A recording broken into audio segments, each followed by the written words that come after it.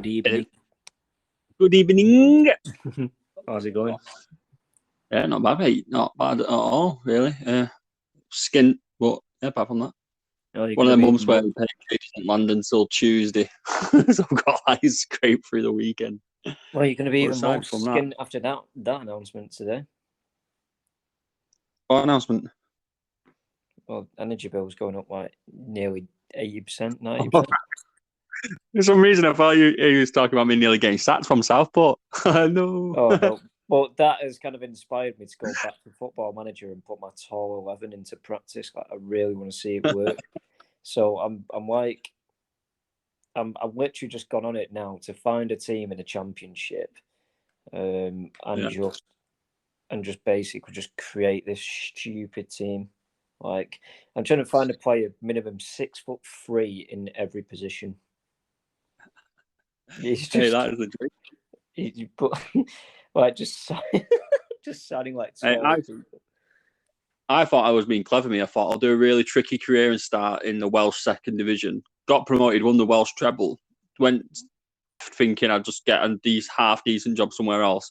The only people who came in from me were fucking Southport, who were like 19th in the Conference North.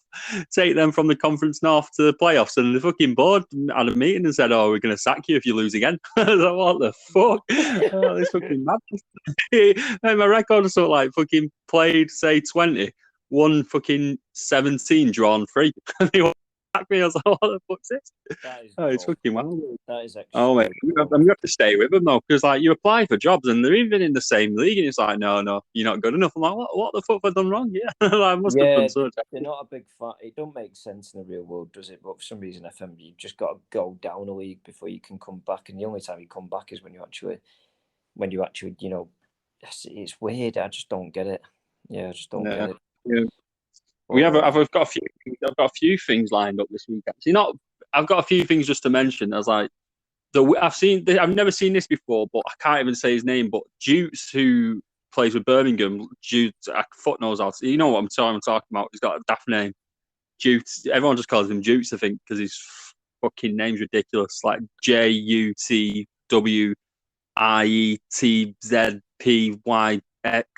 He's got a fucking stupid name.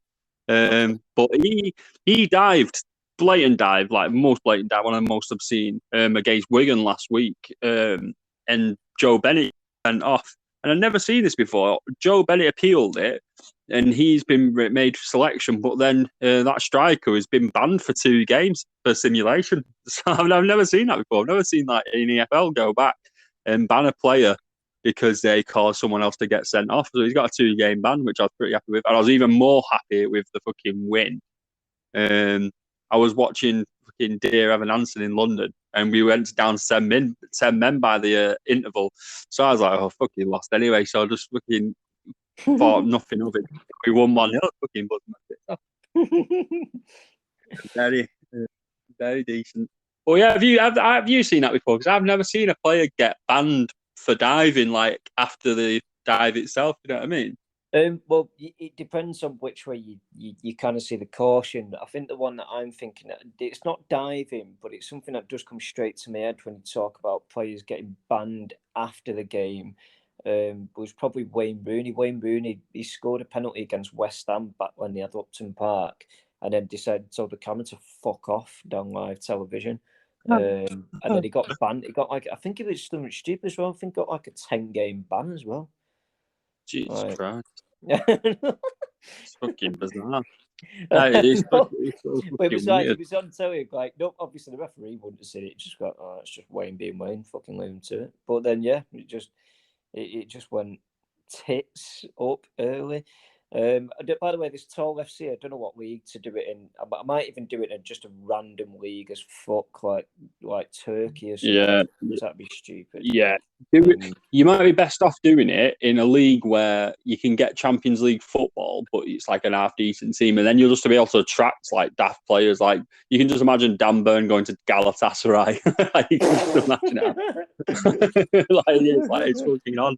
Hey, that'd be such a filthy team to do with as well. Galatasaray, like that fucking cesspit of a stadium, flares everywhere, and he's just fucking he's Dan Burn going up the corners constantly.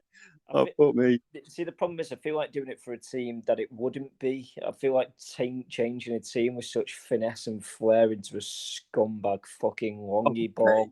Like, yeah, like the reverse of what Company's trying to do at Burnley. It'd be the equivalent of like City getting Sam Allardyce and thinking, you know what, fuck off Guardiola, we're having Sam Allardyce at the out. Like, I feel like just ruining a fucking good team.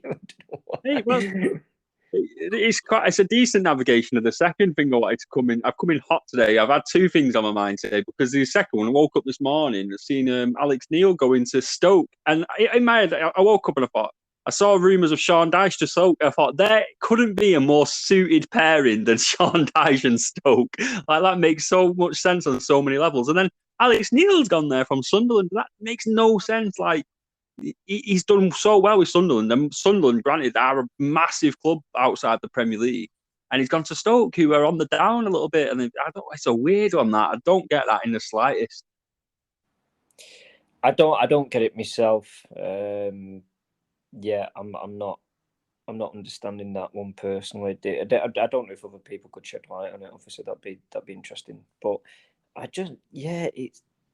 it's baffling. It's definitely baffling.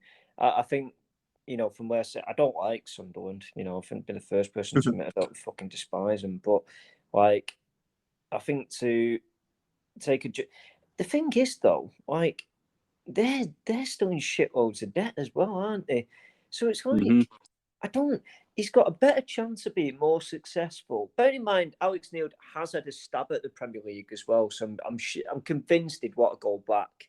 Like, he did it with Norwich, didn't he? I'm convinced he'd want another stab at it. But then I don't know if I'm right in saying this, but for me personally, I think going Stoke is a backward step. Yeah, it feels like it. I actually think Sunderland are bigger than Stoke. Yeah, this is what my point is. I don't get it.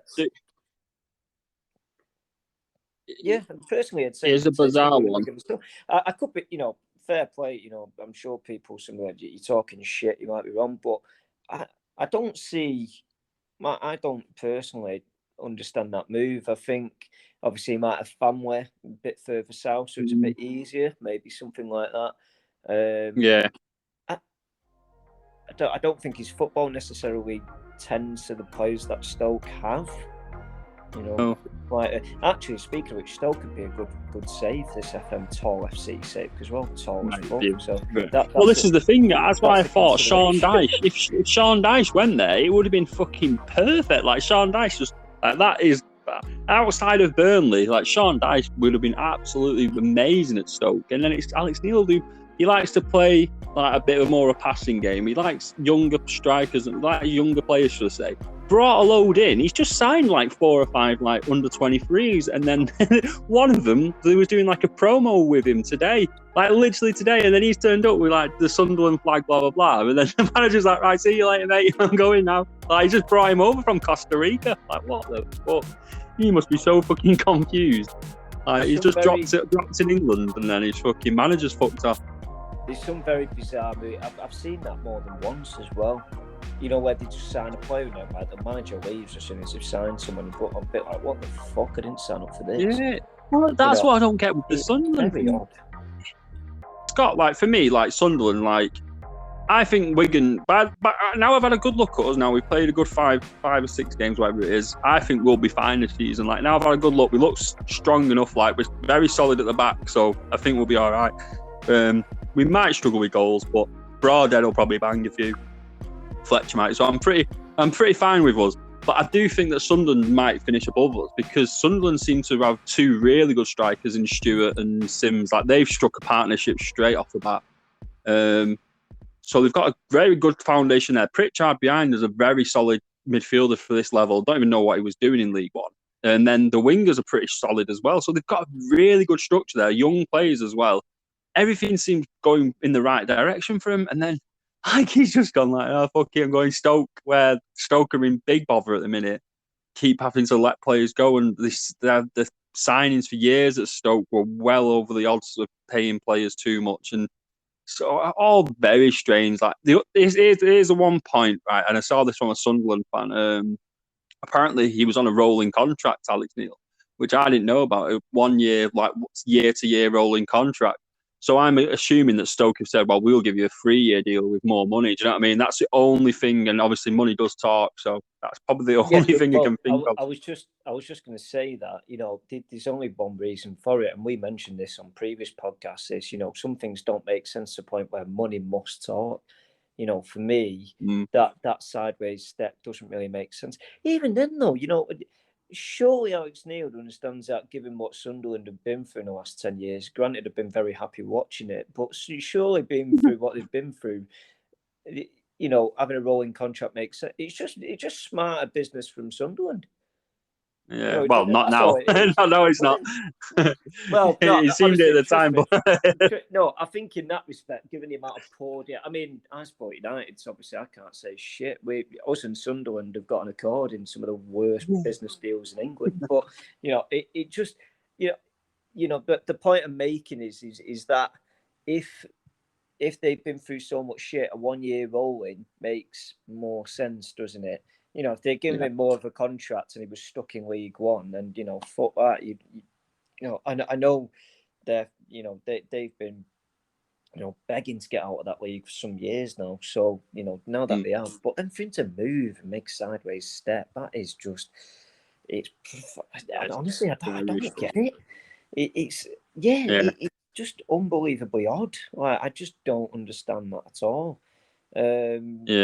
There must be something there. There must be something that, you know, something must be talking. But I just don't know. I don't know what it is. Yeah, very odd. Very, very odd. It's good for, obviously, I personally believe that it is good for Stoke. I think he's a good manager in my own opinion. But he's always done all right though. Really, I don't know where he's really struggled. I think he struggle at Norwich after getting him up, but it was Preston as well, weren't he? He seemed to do all right with Preston, from what I remember. They definitely didn't go down, so he must have done something right. They seem to have been in the league. They seem to have been in the Championship for fucking a lifetime. Preston. I can't even.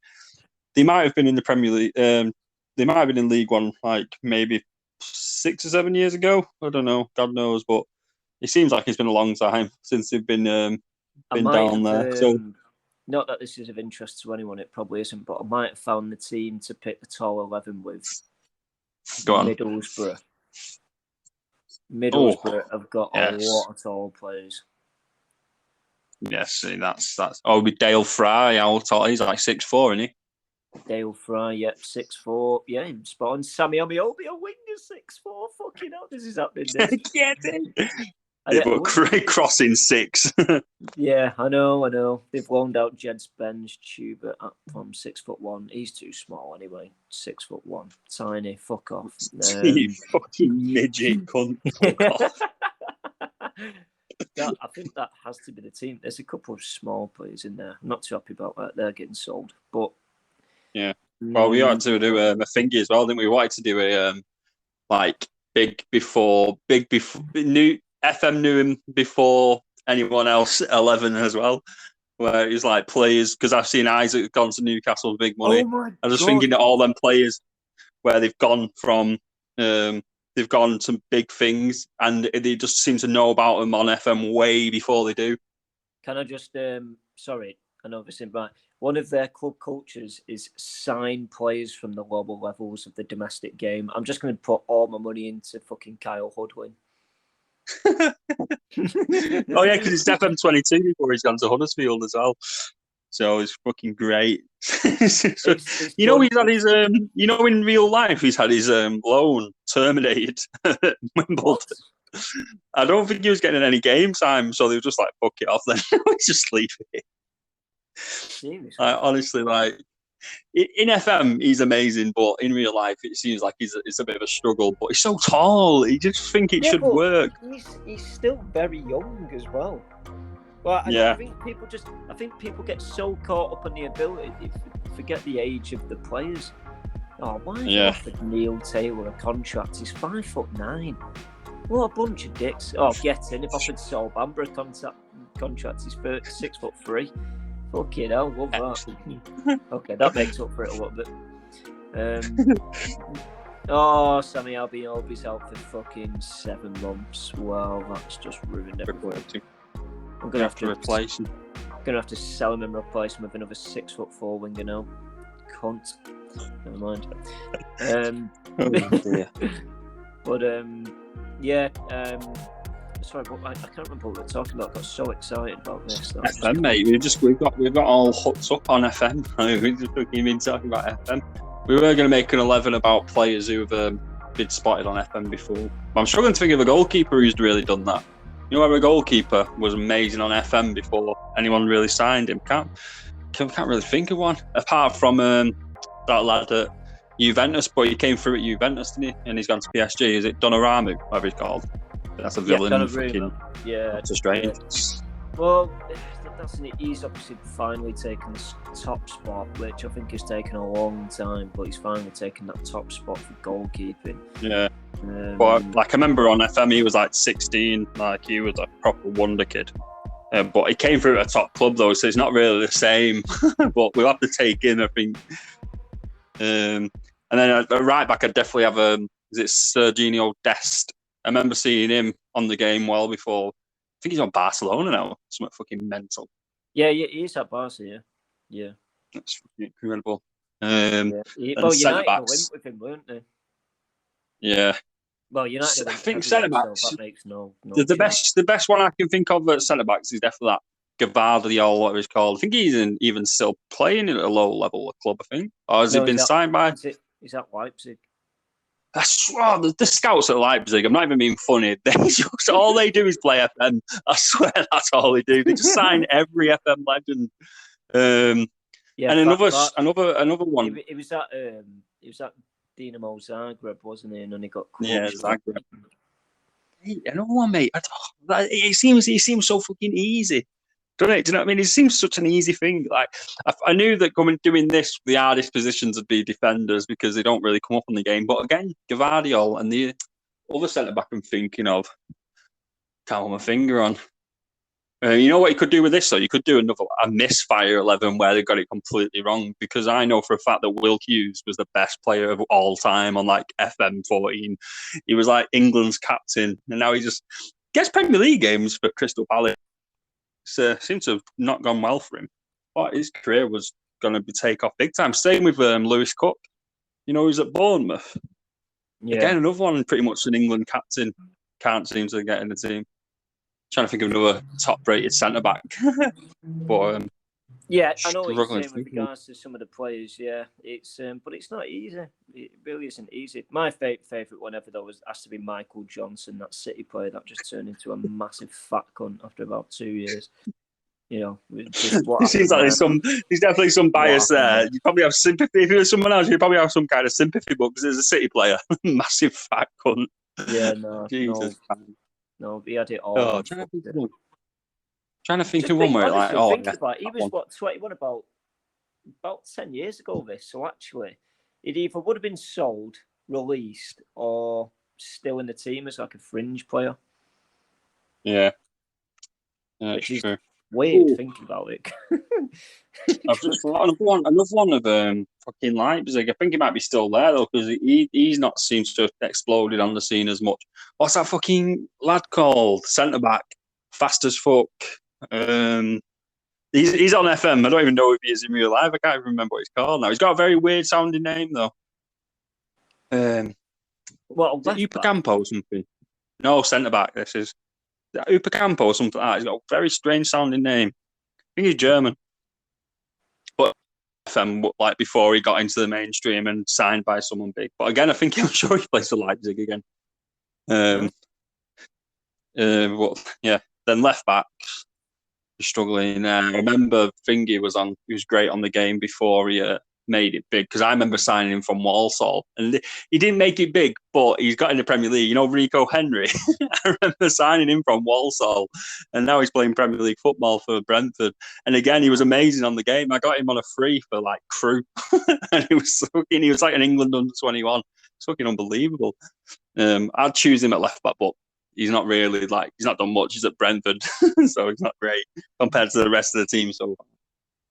I'd have Modric and Tielemans at centre mid, Zagreb and fucking Anderlecht, and they've gone on to be like massive names in football, especially obviously Modric's literally. And a Ballon d'Or, didn't he, actually, Modric? Yep, yeah, Ballon d'Or winner. Yeah. Then you could have about 5 million players at centre attacking mid or a striker because there's so many that FM have got right. But I'm going to go with Ødegaard because I remember when he was like 15 on that game and you could get him from what they called Stromgest or whatever, and it was fucking mint. It was amazing. So Madrid lost, like, you know, they fucking took a gamble and it paid off in the long run because they made a bit of money off him. But like, they ruined that version of the game for everybody because I think they signed him in like January, and it was like up until then you could just sign this kid who was amazing on pretty much a free transfer, and then after that he was just at Madrid for like 100 mil. After you updated the game, it was just like, oh, there's no point now. This is shit. I can't sign him anymore. And then obviously up front, I'd go with Haaland, which is the biggest obvious one. He was obviously like, the weird thing about Haaland is I remember like, thinking like, I've heard of that name before on the game, and then I seen he scored 9 goals for like Norway's under 21s. I thought, right, maybe he might be legitimate, and he's just exploded. And then the other strikers are a bit tough because the biggest one I can think of, but he did get a move to Real Madrid, was Luka Jovic. It was like fucking unbelievable on FM, and he went to Real Madrid on my game as well, my save, and then it's just not gone well for him since. Trying to think of someone who's actually done a Luka Jovic, because he actually, if you get a move to Real Madrid, you've done something right. And in that vein again, Camavinga's another one. There's so many. I could sit here all day going through players who are noticeable on FM and then have got on to sign for massive clubs. Apart from Rico Henry. I don't know why I said that at left back. I was struggling to think of a good left back though.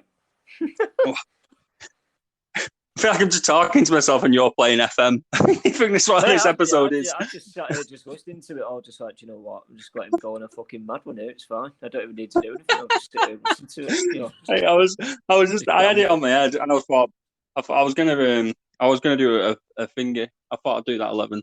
I was gonna ask your opinion as well, but I thought we would just be here all night if we both did it together. Do you know what I mean? So I thought I'd just run through it quick. It doesn't sound good. No. How did the protest go on then? Oh well, really good. It got all the press that it I think it deserved more press than it got, personally. Yeah. But, was you there? No, I wasn't there on Monday night. No. I think I've attended all of them, bar. I think there's probably been since the 1958 intervention on Twitter. I think to be fair, there is one every game now. Like, honestly, that's the gravity of it. There's probably one every game. But I've been to, I mean, the one on Monday night was definitely one of the more serious ones, which I didn't attend. But actually, do you know what? It was, you know, it was still, there was still plenty of people there. It still was done really well. So which is good. And yeah, it's just one of them. One thing that has interested me actually since that is the fact that some of the fans, when they were putting their, what do you call it, like, you know, when they're putting the flags up, a lot of them are in protest of the ownership, and security guards were taking them all down inside the ground. Yeah. Like, I find that very messed up, because the club's standpoint to fans was basically saying that you know, every fan has a right to protest, but you know, they have to do it peacefully and stuff like that, which is fine. But obviously what they weren't doing was letting fans do that.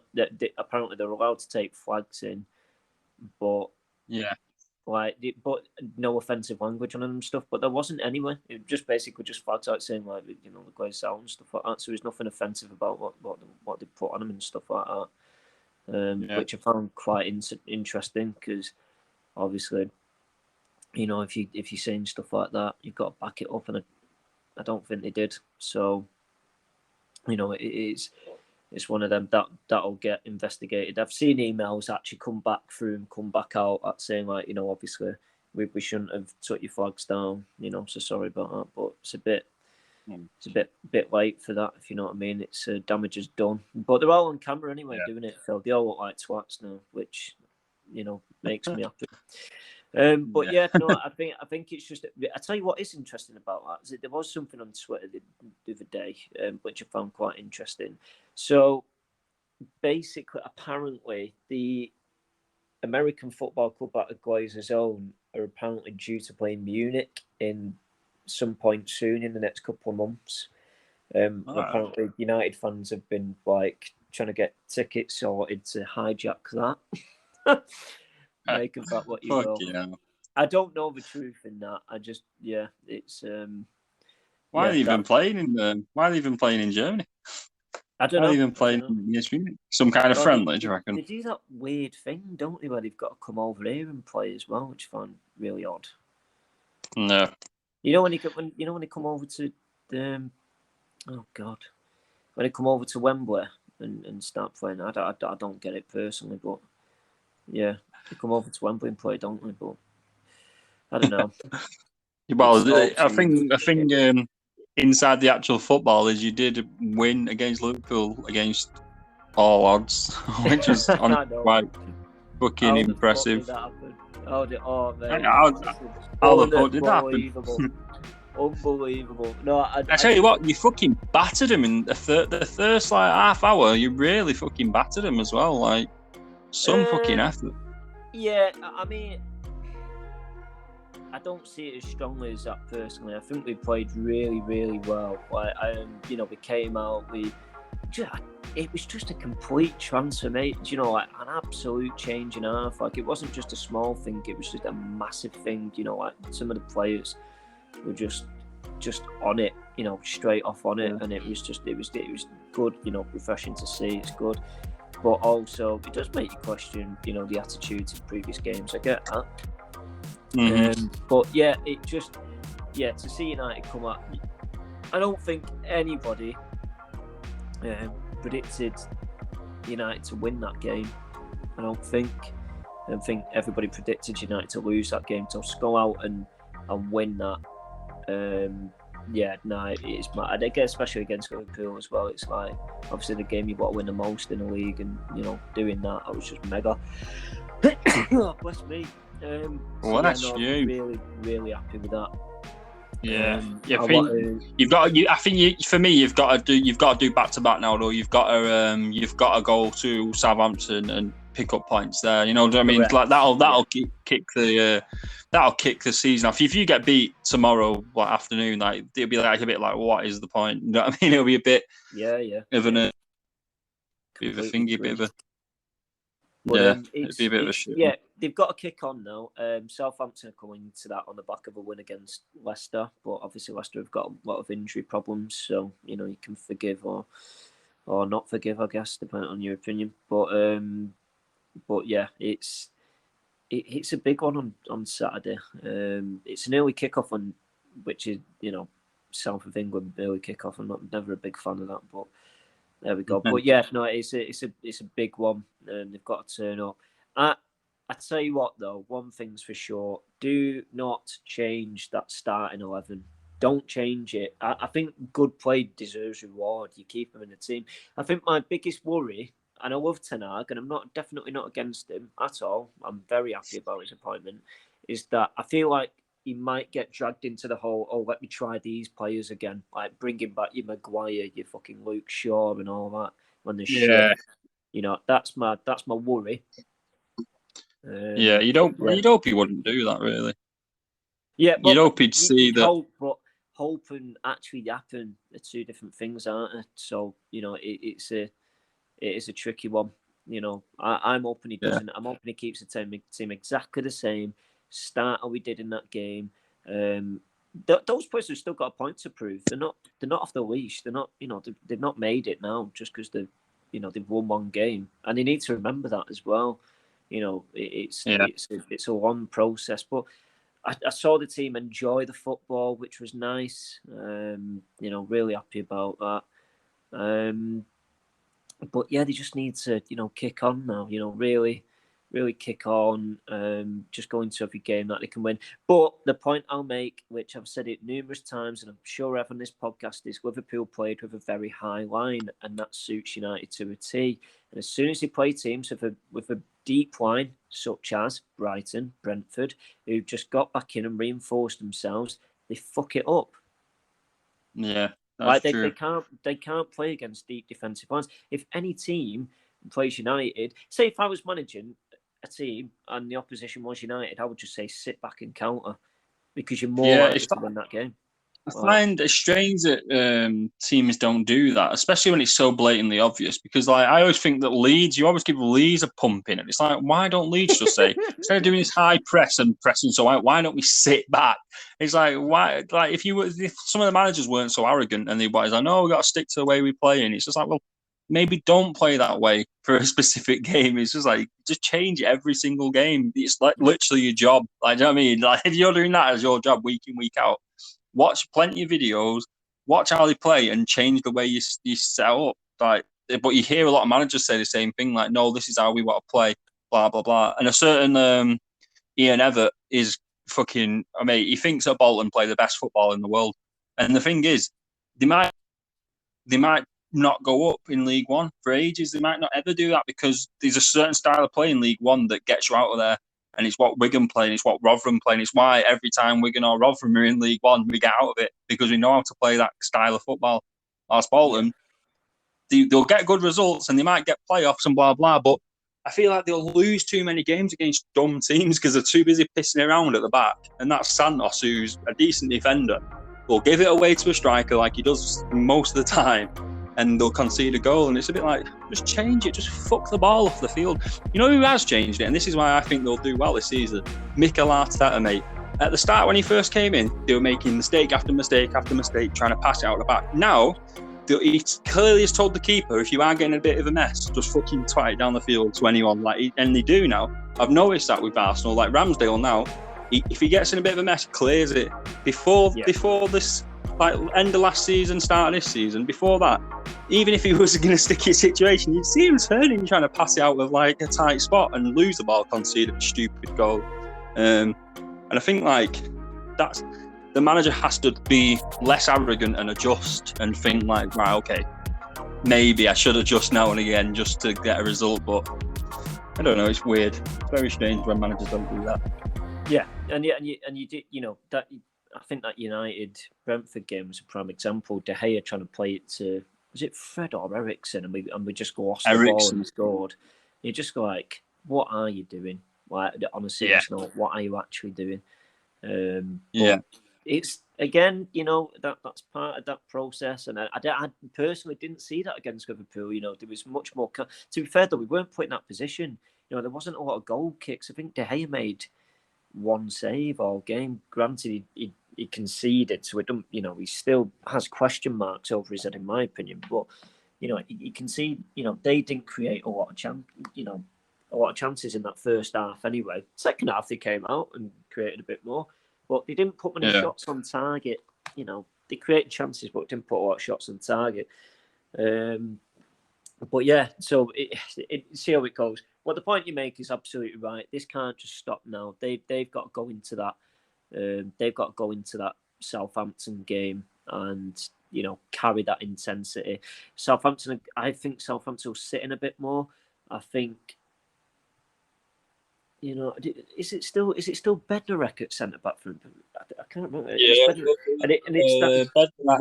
it's Salisu. Yeah. Who? So it'd be interesting. But I wouldn't change the team. I really wouldn't. I want to keep us with the same team, the same. You know, let's go about it the same way. Once you've got a win. I mean, I'm in work, so it's like I'm not going to get to see it, but so I won't be having an heart attack on the side. But yeah, no, it'd be good. It'd be good to see. I want to see what we can do, but But yeah, I think as far as things go with United, main talking points for me were Sancho Martinez absolutely slated after that Brentford game, and turns out it was all a load of bollocks. You know, the media got found out for that one, calling him shit because of right, and then had a fucking massive it's all fun and games. Like for us, it's easy because obviously we can name call because it don't matter. We're not pundits, so it don't really matter. Do you know what I mean? Like, and most of the time, I think we just do it to wind each other up anyway. Do you know what I mean? Like, you can just say someone's shit for some shit reason, but like with the pundits, they get so much stuff wrong, and it's like, come on, you know what you're doing. But I think Martinez especially proved a lot of people wrong. And it's one of the things, isn't it? Like, if you start a season, like, it's the first couple of games being fuck all, like, you can lose your first 8 games and then still finish the season on 90 points. You know what I mean? It literally, like, it don't mean that much the start of the season. No. Like, it does, so in some ways it can do.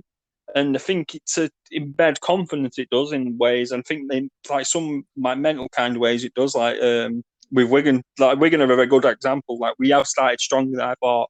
Like I thought we'd struggle defensively. I weren't too sure if our defense were going to be good enough, but they've been more than good enough so far. Like Ben Amos is a prime example. I thought he was nowhere near the level, and he's produced some great saves and kept us in games. And even Jamie Jones, he was fucking miles off Championship standard. Had a great game against Birmingham last weekend. So it's like, I think most of the time, like if you start a season, it can give you that confidence and it can give the fans confidence. And I think once everyone's on board, and that's why I feel quite confident with Wigan now, like quietly confident, because obviously it can always go wrong, like in an instant.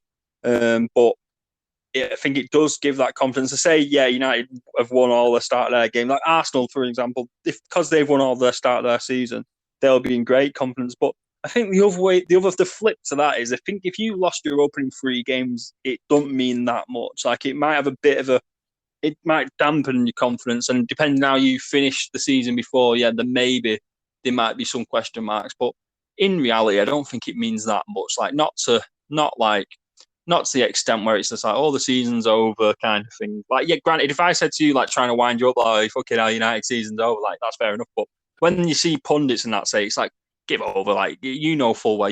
Most of them have played football themselves, like professional football themselves. Like, how could you think a season can be over after a few games? It's just fucking stupid. It's embarrassing. You know, I don't understand how they can do stuff like that and be like dead straight faced at the end of it as well. I just find that really odd. Like, you're coming out of all this shit and yet you can keep a straight face after it all. It's mad. It's absolutely mad. I don't get it. The annoying thing is, after that though, they changed the record, and I don't hate that they get away with that, like without any kind of anyone, like without anybody. What the fuck? I'm just playing FM myself. Monaco have just signed Iverson from Leicester for 12.5 million. Like, that's a strange transfer. It's just something like, I'm out of a job. Southport have sacked me after getting them promoted. I got sacked from Southport after winning the playoff final. I was like, what the fuck? So I'm jobless and nobody even wants me. So I've just skipped to October waiting for some random club to lose the manager.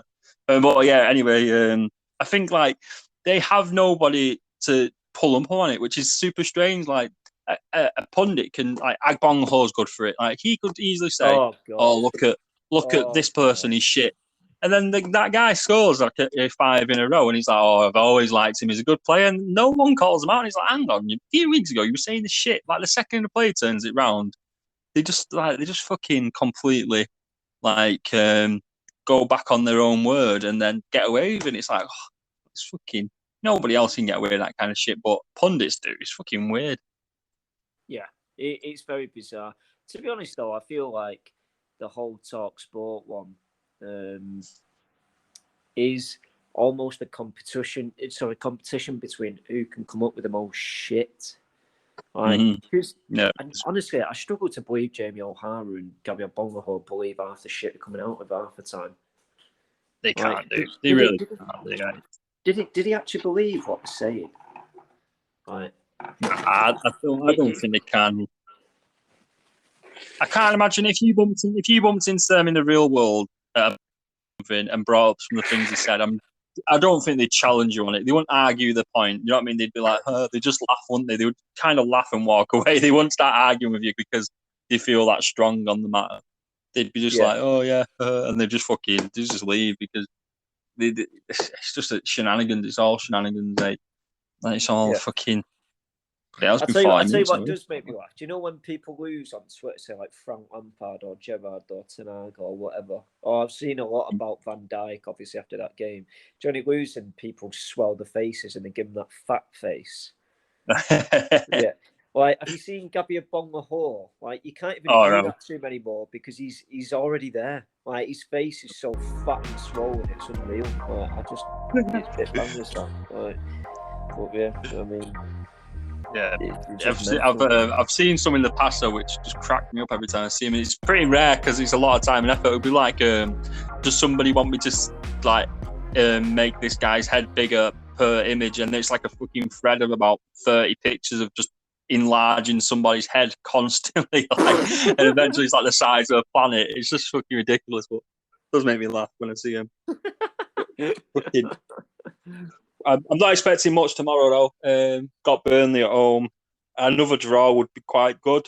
We've drawn a lot already. We've only won one. I'd definitely probably take a draw before the game because the Premier League side really got a lot of Premier League quality. The way Company's got them set up, like I was saying about Everett though, looks nice, really nice football, and it's one of them. If we can press, they will give us a chance because they'll do that dumb thing. They'll try and pass out too much. And I said it when we did our first podcast, I think, of the season. I think I said at the time, like, I can't see it working too much. Then when we was watching that first game, it looked brilliant. It looked really nice. When it comes off, it looks well. But they've proved since, I think Blackpool last week, was it 3-3? If you press them, they're going to give you them golden opportunities because they're going to just fucking pass you striker the ball because they're under pressure. And I'm hoping that's what Wigan can do and get a result. But I'm not holding my breath too much because sometimes it's like a bit too much quality. Now, you never know.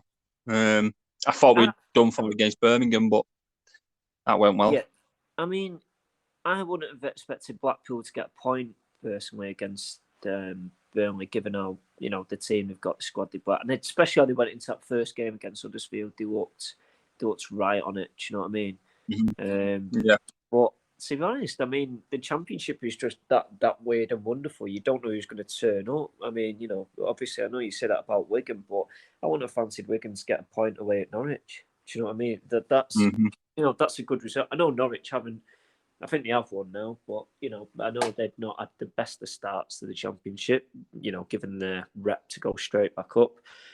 But yeah, no, it didn't, you know, it was a bit surprising. Yeah.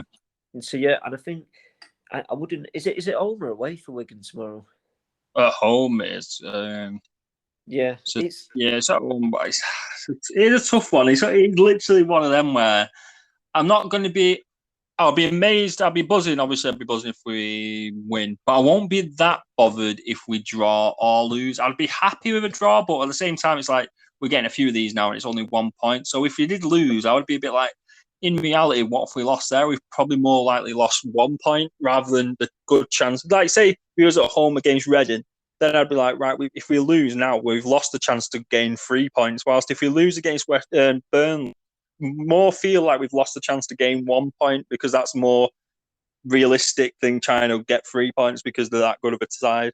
Like, you'd expect Burnley to be right up there this season. Any team who comes down, you would expect them to be. But especially Burnley with the way, if you play football like that, it normally clicks at some point and then it looks good. I mean, Huddersfield, they look great. So they've got a few issues, but once they get rid of them, then they will probably pick up a lot of points.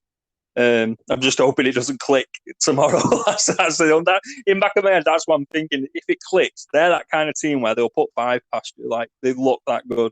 But if it doesn't click and they're still getting to grips with it, then you could easily sneak a win against them. So I don't know what to feel about tomorrow. I think I'm out anyway, so I don't think I'll be watching it.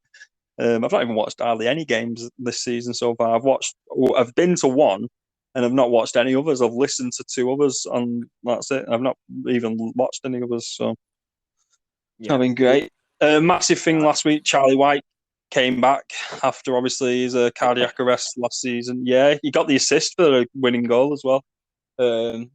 Came on. I think if you watch, you're in work, you said, but I think if anyone listening, if they watch tomorrow, Soccer Saturday are doing a bit of a special on him. I think because obviously it's been a long journey since he was since he had that heart attack, and I think they're doing a bit of like because obviously Liam Richardson was key in saving his life. The same with Tobin, the doctor, who was the same doctor who saved Mwamba's life. I'm sure we did. I mentioned that on the podcast we did like last year. I know about. Yeah, so I think they're going to do a bit on that, and it was in Charlie White's garden, like so they're definitely doing a piece on him. And then like one of the presenters said like, "Oh, this isn't my garden, by the way," and it was Charlie White's garden. So I think if people out from that, they get a bit of the story there. But so that was great. That was amazing to see. Like, it was like terrible, even from a football fan, like obviously the main thing is that he's all right, but even from a football fan's standpoint, on the pitch, like we miss him so much. Like he holds the play up. He's so key. I couldn't care less if he scores one goal this season because the ball just sticks to him. Like he takes it down so well on his chest and flicks on perfectly to someone's feet. McGuinness just doesn't do that at all. He heads on, but no one's there. He flicks onto nobody. He's a very good grafter. He runs, and I do like him. But his hold-up play is nowhere near the same level. So it was great to see Charlie White back, and the assist was good as well. And Nathan Broadhead took it pretty well. Do you think he'll be integral this season? Or do you think he'll play a big role this season? Charlie White, yeah, if he can stay fit, yeah. I don't know. I'm looking tomorrow because some of the pictures he's shown, I'm like, what is that? He's got like under his skin, he seems like he's got a big disc, which I'm assuming is some kind of pacemaker or something. Do you know what I mean? He's got like a really big disc. Like I don't know. One of the pictures he's got like, so he's had something implanted. So I'm hoping everything goes fine. He's fine, and he's no issues with it. But if he can stay physically fit and healthy, then yeah, I do think, because I don't think I've seen what Ashley Fletcher does. I've seen what Broadhead does. I've seen what McGuinness does and Humphreys does and all the other strikers at the club, and no one is close to that level of what Charlie White does. Like he's just really good at bringing the ball down, like backing into his man, taking out his chest and playing it out, and that's all we need. Because if he can do that, we've got Keane, Lang, and McLean behind him, or say Broadhead or whoever behind him, and they can go on and score the goals. They'll probably score the majority of the goals. But if you've not got him there, you're just lumping it forward to nobody. McGuinness is just flicking it on to nobody, and it's like you get quite lucky if the ball sticks. But with White there, we saw it at the weekend. He holds off his man, Dion Sanderson as well, who's a pretty good centre-back. Holds him off, turns him. There's another defender there, slips it between both of them, and Broadhead runs onto it and scores. Like that is exactly what you want from him. Like he's so good at it as well. Like I can't think of many players in the EFL who I've seen who are doing that. Because we've got the right players around him, and I think Fletcher and him partnering each other could be quite good, because Fletcher looks a bit more pacey, still quite strong, and he looks like he'd have a decent finish on him. And Broadhead, same. So we have got the players to play with him. I think Humphreys might get loaned out because I can't see a place for him now. I just can't see one place for him.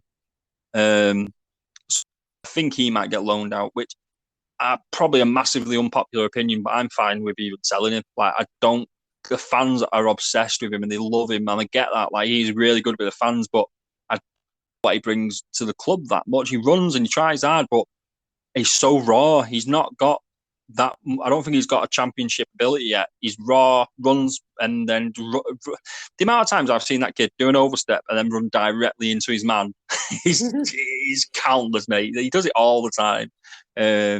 He has a good strike on him, but he's only scored like 2 or 3 goals. I think he's only scored 2 league goals, pretty decent, like important goals, but he's not done much. So I wouldn't be that. Like if we sold him, I would be a little bit good. If we loaned him out, I'd be happy with that. That'd be good. For him to get loaned out to League One where he has a good season, that'd be perfect. Because there is a player there, because he's just so raw, though. He needs that bit of skill. But yeah, apart from that, I'm quite happy with White, Ashley Fletcher, Broadhead, and McGuinness. Yeah, because you can have a variation of them two up front and it'll work with Wilkie behind, and then you've got other players. we are going to sign 2 more, according to the pens. I always go off these pens, but he did post 5 pens, and we've signed 3 players. So we are going to sign 2 more. One of them, and this is a bit of a weird one. I know I've been going on about Wigan a lot, but I mean, it is our podcast, so United and Wigan are going to feature high. Right? Yeah. You know the Egyptian. Yeah, goes without saying. You know the. You know the Egyptian goalkeeper that we was linked to, right? You know what? The last 4 podcasts this is empty. Honestly, the last 4 podcasts. No, this is about.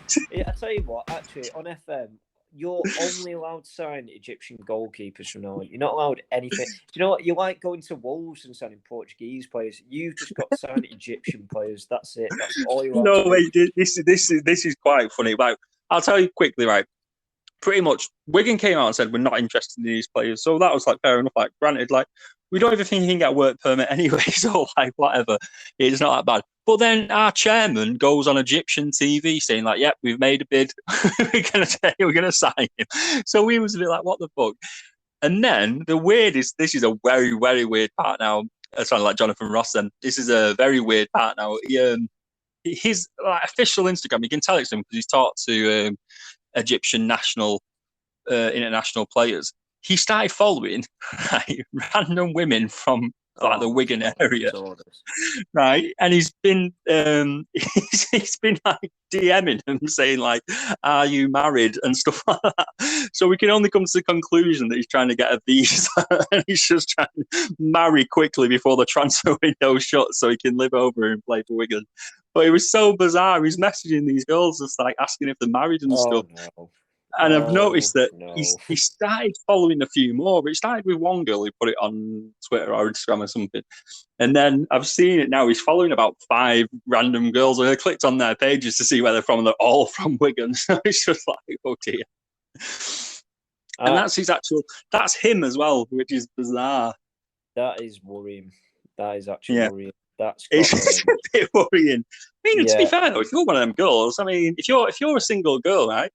He's a football player, so he's not a bad-looking lad. I wouldn't say he's a bad-looking lad. He's got a nice tan. No. Month, $5,000 a week. You know, he's going to be on about $5,000 a week playing football. He's got a decent tan. He's still young. No, I'm going to the birds that he probably followed probably earn more than that anyway on OnlyFans. So that don't mean shit to them. Like, I know, I don't think they're on OnlyFans, but I mean, I don't know where I'd be asking him. If I was one of these girls, I think I'd be definitely asking a few questions like, "What's a good act?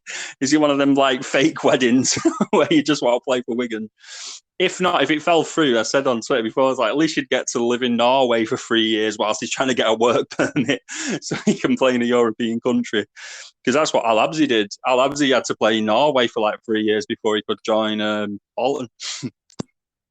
Really? Yeah. Do you know what? I didn't actually know that, to be fair. No, I mean, I knew it, but like I didn't know it at the same time. Someone posted it like that's what he did. And I was like, oh yeah, he did.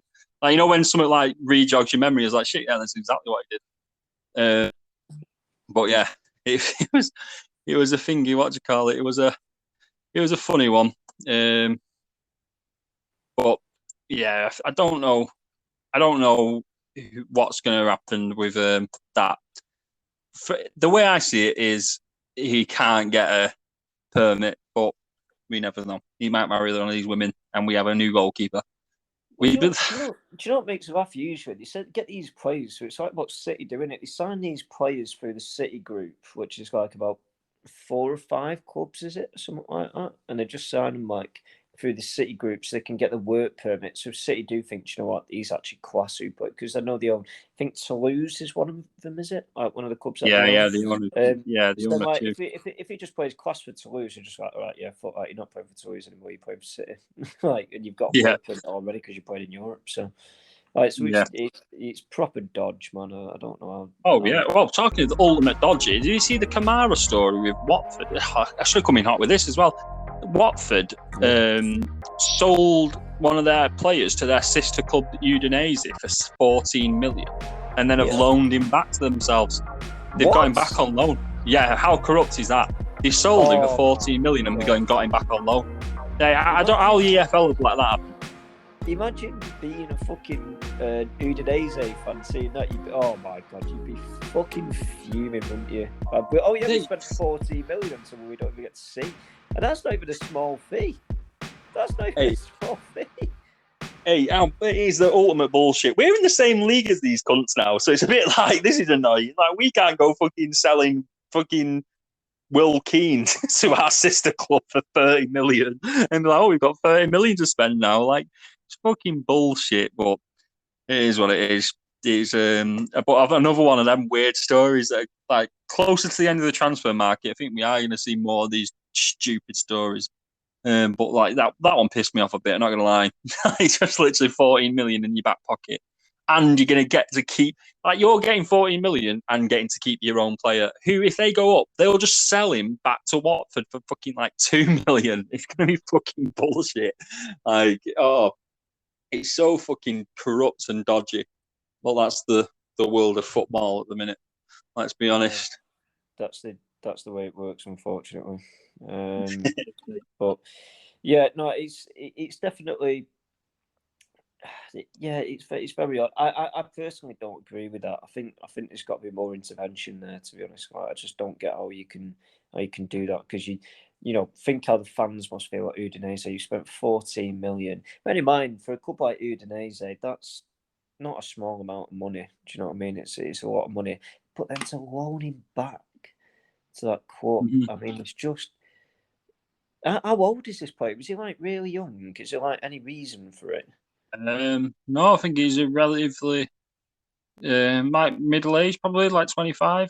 It's funny because I say middle age for like football player terms, but like middle aged in reality is like 40. But yeah, I think he's like 25. So Might be younger. He's not like a young prospect, is he? That's the problem. Like, he's not even No. like a young prospect. He's I mean, he's not old by any stretch of the means, but you know, he's not a young. Oh, that just doesn't make any sense. No, he's not on. He's not on. No, he's fucking bullshit, mate. That is very bad. That is very naughty behaviour. Mate, I know. Don't have any doing on it anyway, so it's all good. You know, it's all good. United is still shite. You know, it's all good. So yeah, all good, I just don't get that. I really don't get that. But never mind. I can't really think of anything else. Like, obviously, United slapping Liverpool was the main one. Like, I just United slapping anyone right now is just such a strange thing. Like, it's so weird. You know, I still can't get my head around it. But yeah, no, it's very weird. Oh, the fucking Europa League draw. United Europa League draw. Oh, have you got? Get to go to Moldova and Cyprus. It's not bad to them. Why are you not enthusiastic about this? That is great. I don't get to go fucking nowhere. Even if I was United fan, I wouldn't have a fucking chance. I've got no money. Oh, right. Well, to be honest, I mean, the funny one for me, with the Moldovan game, obviously Moldova is on the border with Ukraine, and I believe, I could be wrong, but I believe the team are playing is actually on that border, so that could be interesting. Make of that what you will. Although I think the western side of Ukraine is absolutely kind of calmed down now. To be honest, it's definitely eastern Ukraine. It's still very persistent. But you know, they've started their season again, haven't they? They've started it again now. Exactly. Yeah, it is improving. Have you heard it though? Like, they all have to leave the pitch and go into a local bunker if the fucking siren goes off. Like, how fucking mental is that? That's so mad, isn't it? Like, that is actually so mad. I mean, I'm surprised that's not incorporated in certain leagues. For example, Israel.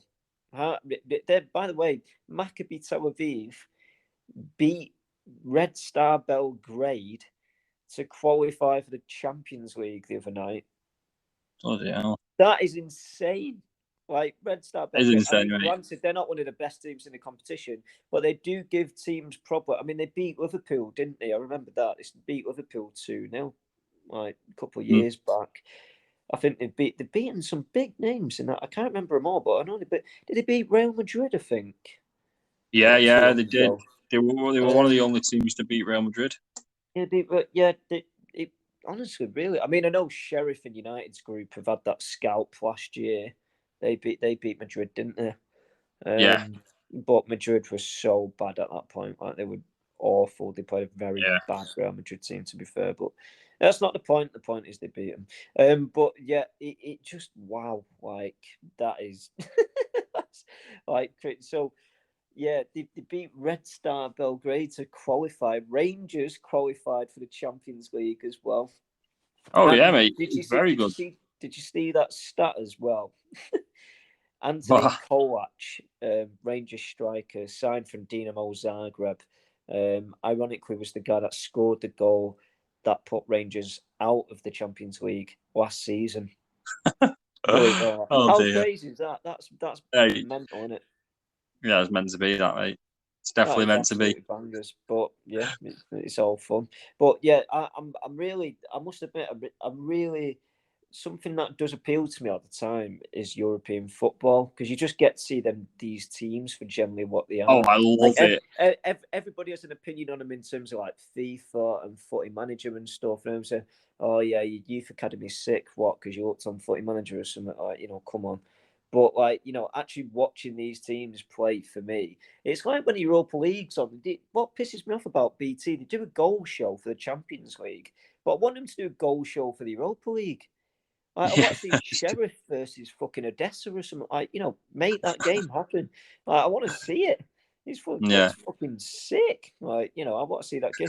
I'm that person though. Do you know when National League football comes about, the Nations League, and they'll do like San Marino versus Gibraltar? I've got to watch that game. That is a fucking enormous game. The joint population of about 3, and they're having a round side match. Like, fucking make it happen. Yeah, absolutely. Oh, mate. That game. I think the group that I know obviously it's not great, like you wouldn't think it, but I think there's one of the groups which is like in the Champions League, which is like Napoli, Liverpool, Ajax, and is it Inter Milan? Like, that'll be some watching that. Yeah. Like, they're 4 pretty, like, when you think of the Champions League, they're 4 teams that you definitely want to beat. I'm not sure if it's Inter Milan, actually. It might be someone else. But it's definitely like one of them groups I go, oh, yeah, be some watching there. Yeah, that is a very good group, isn't it? Like, there's no denying that. I think there's definitely something to. I tell you what though, Arsenal as well. Like that would be just even seeing them in any game is going to be quite interesting. I think they're definitely a team that could go very far within the Europa League. So yeah, I think they are the Europa League, aren't they? Yeah, they are. Yeah. Sorry. Yeah. Pretty. They've got your boy in them, actually. I think they've got that Bode Glint. Oh my god! They're definitely getting pumped in one game. Game there. Trust me, as soon as you get to November, December, watch them slap it on the AstroTurf pitch. Honestly, like I remember them playing. Was it Celtic last season? I just thought they're going to get absolutely shat on Celtic here, and they did, because they're just energy. They're just full of energy. They're not necessarily the best players in the world, but they're just full of energy, and they've got young players as well, which makes it harder. So not a bad sign. Certainly, they're a very small population as well. Like, they're not a big place. So it's quite. There's a bit of a fantasy behind it. But same with Villarreal. Again, very small town, not a massive town, small population, and yet to go to a Champions League semi-final last year. I mean, wow. Like, great. That's the equivalent of, I don't know, Wigan going to the semi-final. Even though Wigan's probably got a slightly bigger population, but Wigan go to the Champions League semi-final. Heard it here first. That is happening in 10 years. There you go. Easy, mate. Easy. Absolutely easy. Okay. That's just over, mate. Yeah. But, that's 10 years. I don't know. I'm really looking forward to the group stages of European football. I still can't get my teeth into the Conference League yet. I'm still not feeling that. It feels like being in a constant, fucking, what do you call it? League Cup for a long time. Like you're in a League Cup and you can't get knocked out by anybody. You just sat like taking it all in, like, ugh. Like that's what I feel like it'd be like being in that competition. But yeah, it's one of them. Like I think the longer it goes on, the better it will get. I think we've probably touched on this in the past, but I think David Moyes came out of it, which surprises me because I don't find him very intelligent. But do you think he made a point about like the League Cup should be like entwined with British teams? So like Scottish teams, Northern Ireland, Welsh, and I think that's a great idea. It definitely adds something else to it. You know, United playing, I don't know, Shamrock Rovers. Hey, it's not a bad idea at all, really. I don't think they do that though in Scotland. You know, in Scotland they have like, is it called the Iron Brew Cup or something? And in Scotland, like they have it where like they have like Irish teams in it. It would be good. It would change the game a little bit. Or maybe like even if they did it with say the Johnstone's Paint, fuck off all these under-23s and just have the fucking Welsh league in there, like TNS versus fucking I don't know, Ipswich. It's just a fucking Port Vale away at Bala Town. It's just like it's just be funny as fuck. Like because obviously hardcore fans getting an away trip to fucking Wales as well, just going for a piss up in Wales, play the games at the weekend. It would make massive sense. There's some fucking big teams in England. I mean, obviously the big appeal is say like if Wigan played Rangers or something like that for the English club would be something else, wouldn't it? Like, you know, some of the lower league English clubs. That's not to be disrespectful, obviously, but like, you know, if I don't know, fuck knows, it was a big club, Bradford, for example, it would, you know, don't have much to celebrate, went and played Celtic. You know, that'd just be mad. Like that would actually be crazy for them.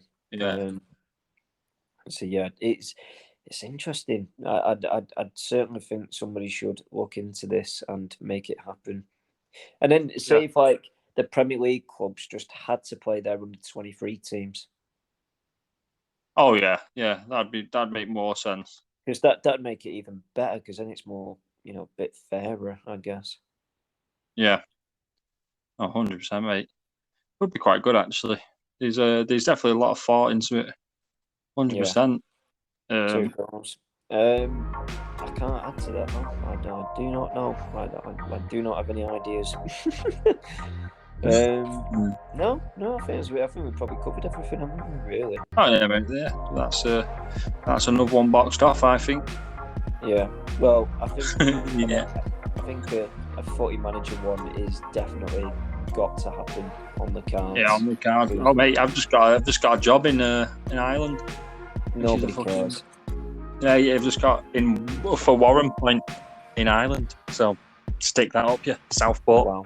I don't need you anymore. Manager of Warren Point in Ireland, 12th in the Irish League. Yeah, but you're playing footy manager with a view to do well. My footy manager literally is just going to consist of players over 6'3" and see how tall people make football look great. Yes, it's easy. It's easy. Anti-football. It's the way forward.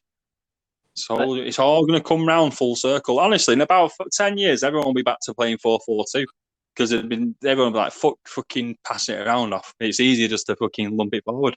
It'll all come round full circle. You look at like the 60s, 70s, mate, it was all passing it around. Tiki-taka. Yeah. No striker. Paul Steins. That really is not going to happen. It's going to go back to 4-4-2. I always think about it. So some players, if they were just born in a different era, they'd be fucking world class. Like, you know, like say like a Dwight McNeil. If he would have probably got to the England World Cup squad in like 2004, just because he was fucking left-footed. Like he would have done fucking class. Oh my god!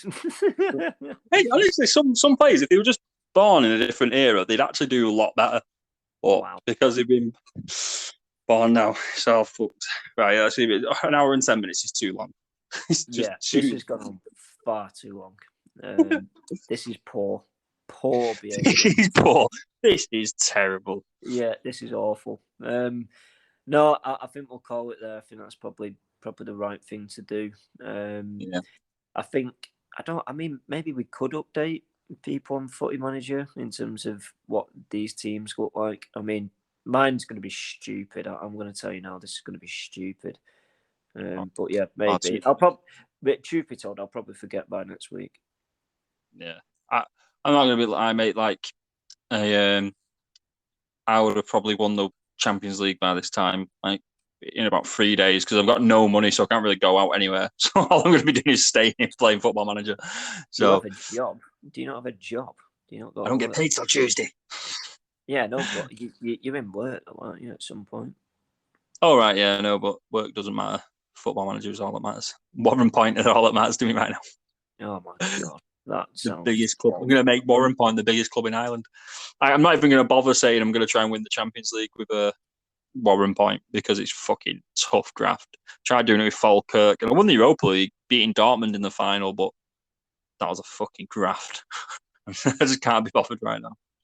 Yeah, it's just never going to get that serious for me, I'm afraid. I think I'm just, yeah, I think I'm just going to just go with it.